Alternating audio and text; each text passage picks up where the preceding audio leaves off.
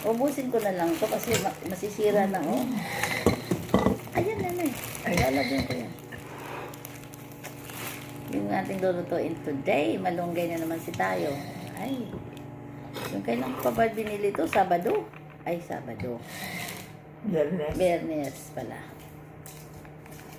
Biyernes po ang pagbili ko nito. Kaya medyo na ano na siya, oh. Naluntoy na.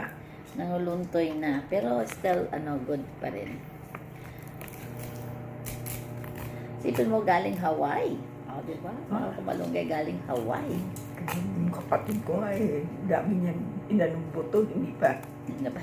pinadala Hanggang buto na lang. Kasi sa likod daw ng bahay nila, ang daming tanim. Kaya nga kasi palaging warm doon eh.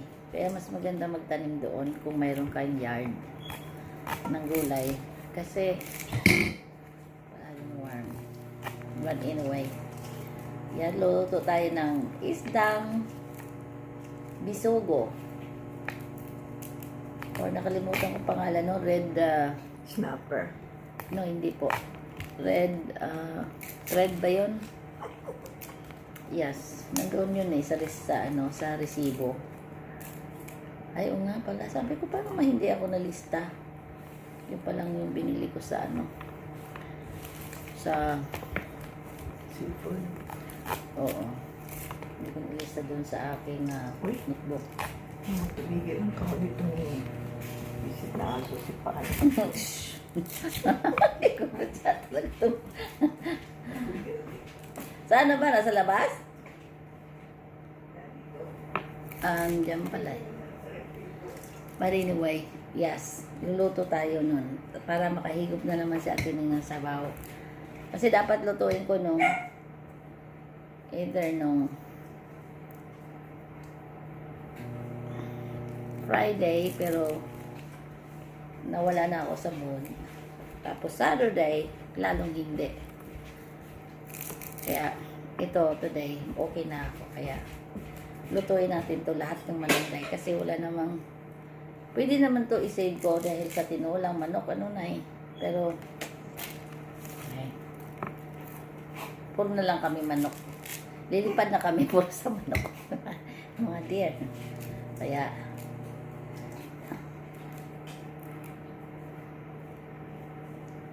so, ito, diba?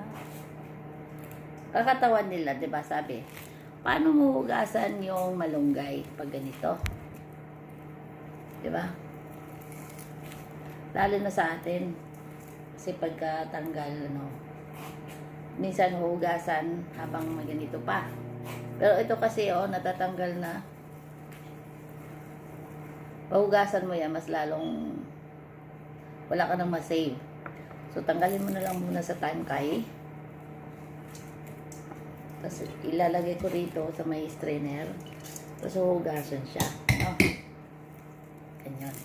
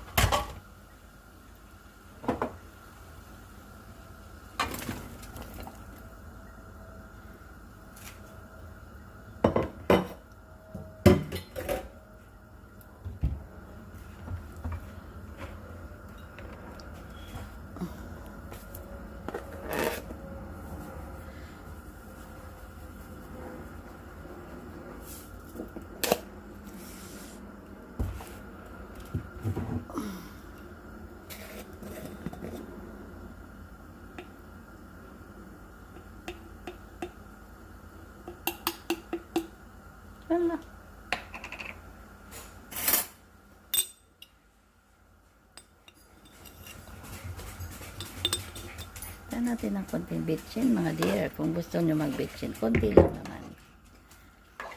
O, diba?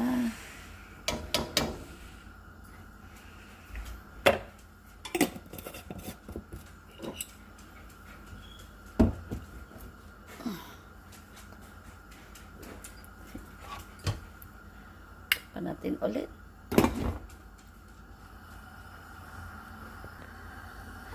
Ay, kumulo na yung ating...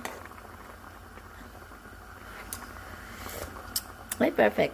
Tama na yung sabaw. Hey! So, mga guys, yung ating bisugo. Ayan, bisugo natin yan, ha. Lagay natin dito. 4 lang siya binili ko. Kasi medyo tama-tama naman yung sizes niya. Ganyan.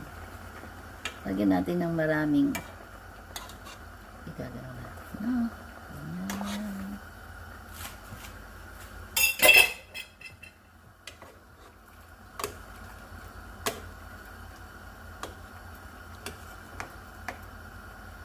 So, kulkulan natin at least mga 5 minutes. Okay, 5 minutes yan. Yan, luto na yung ating yung isda. Luto na ba? Oo, madali na mamalito yan eh. Luto na siya, mga dear. Oh, luto na siya. Ay, sarap. Sana masarap. Yan yung ating malunggay. Lagay na natin yung ating malunggay para mas bongga.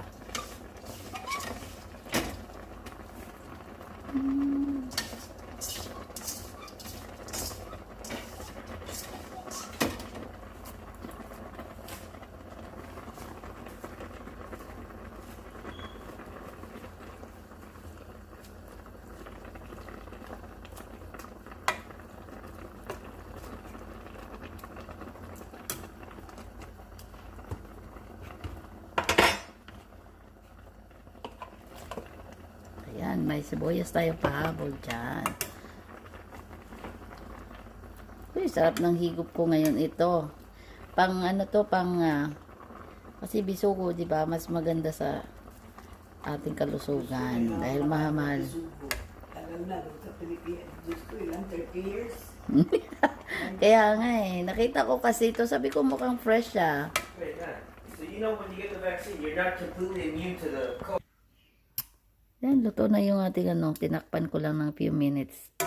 Kasi mahirap naman babad sa tagal na nakakulo yung ating malunggay. Dahil luto na siya. Perfect. Eat. Hello mga dear. Sabi, magkakamay na lang. Yeah, kainin natin yung niluto nating bisugo. Ano nga pa to sa English na to? Ay, hinapon ko pa naman yung resibo. Hanapin ko pala.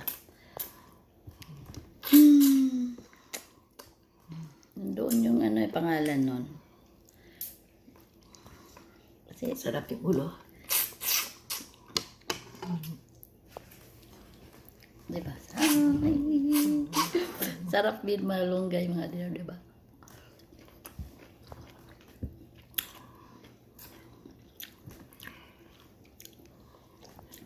Mas masarap to pag may tawag nun. Yan na. Yung tanglad. Ay, nakalimutan ko bumili yung tanglad. Itanim tayo ulit. Sayang sila ang dami nila eh. Kaya nga magano ako, sa tanim na naman tayo. Ay, Bisugo. Diyos ko, after 30 years, ngayon ako nakakain ito. Sige, Mader. Susunod, bibilihan kita ng snapper. Snapper. Ano ba yun? Snapper, red snapper. Red snapper pala. Wag, mahal yun. Mas gusto ko pa yung pampano. Mader, hindi naman tayo araw-araw kakain nun. Ikaw. Pero ba yun? Kung kuripot ako, mas kuripot yung mother natin.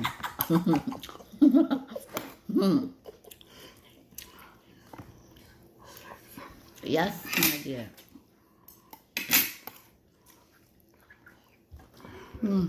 Sarap. Ako lang nasarapan ata, Mader. Gusto ko yung sabaw. Dapat inilit pa natin yung sabaw ng Mader. Pero okay na siguro ito. Okay na, gutom na tayo. Sabi ko nga, busy ako sa gawa kanina. Kasi okay na si Ate Ning, kaya Sabi ko, sana ba itong partner ko? ang dami kong ginawa. Naglaba, nagpalit ako ng bedsheets, tapos nag-mop, nag-vacuum, nag-mop, tapos tinapon yung mga dapat tapon. Tapos binuguungan. Ay, naku. Yung mga leftover na binuguan. Kaya, ayun. Sarap na naman ang kain ng masado nito.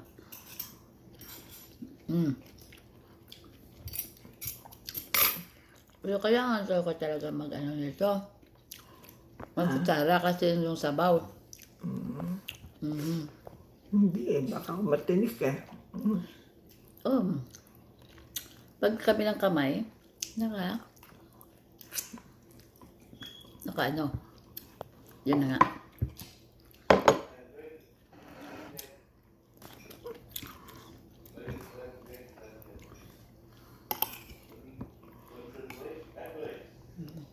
Ikaw.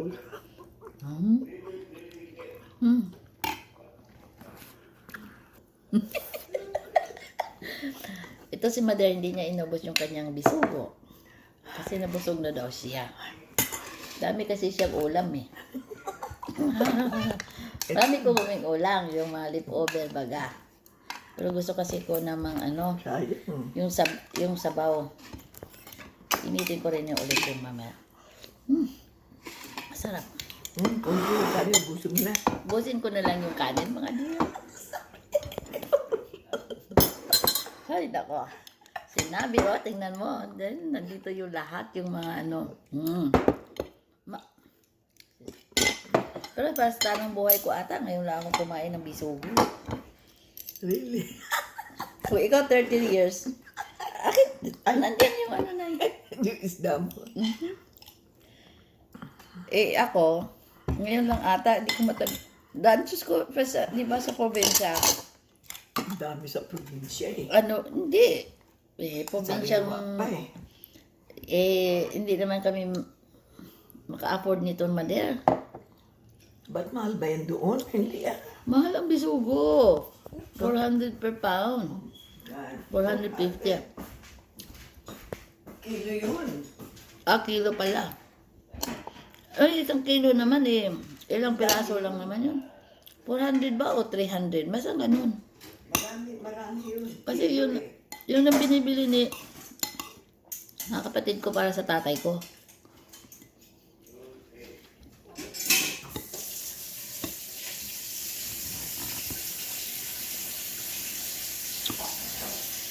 Diba? Busog na ako. Pero kailangan ko ubusin yung mga nandito.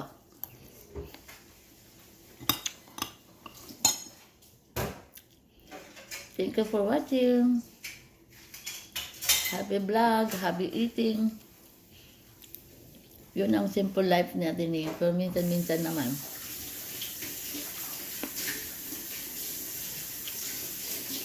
Naku, magod na ako Mag-ingat ka pa rin kakain ito pala kasi matinik.